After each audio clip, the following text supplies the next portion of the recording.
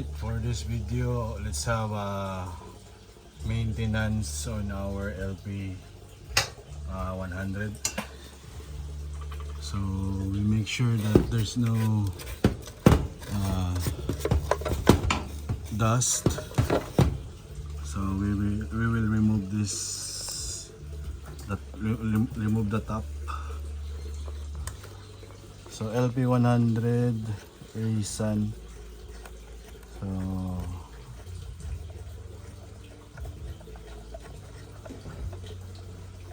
after 6 months, you will notice the air pump will slow down because of the dust here.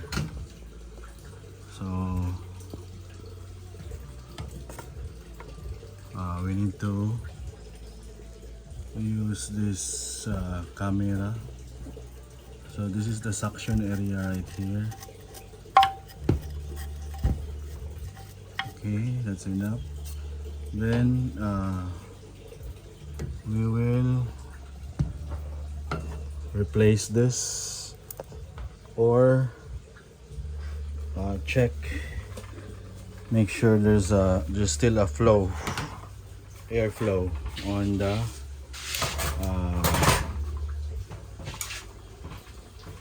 how you call this, filter wall. Then this is also the time we will replace the broken controller using glue. So this is the crayfish pond. Some of the controller like this, when you forcefully pull the aeration hose, sometimes the controller will be broke.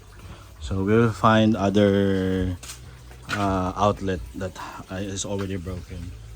So let's get some scissor and then this filter wool. We can use the thicker one or the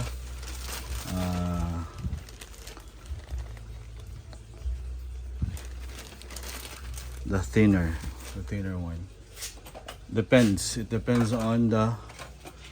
I replaced this for about 5 months ago.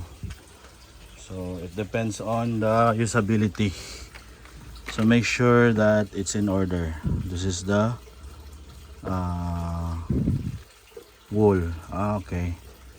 So it accumulated dust, but there's another layer here.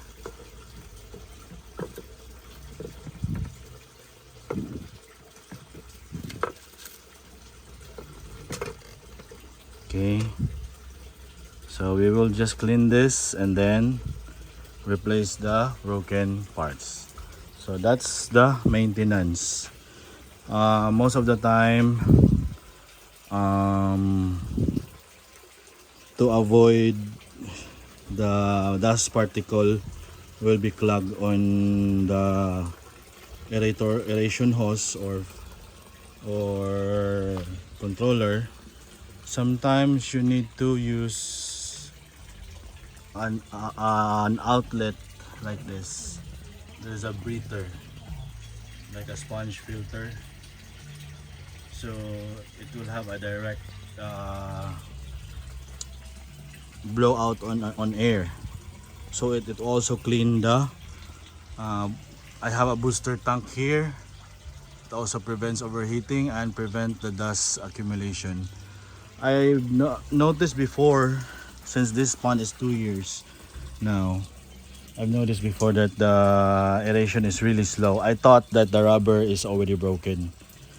I buy the extra one, but when I tried to replace it, I found out that the diaphragm, the rubber diaphragm on the Reason LP100 is still functioning, so I did not replace it. I just found out that there's a lot of dust from this suction area. So far it's still fine.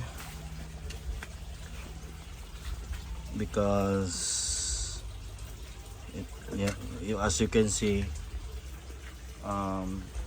it's still white, so there's no need for us to replace it. We just clean it, but we need to replace the broken controller like this. There's a controller. All right, thank you for watching.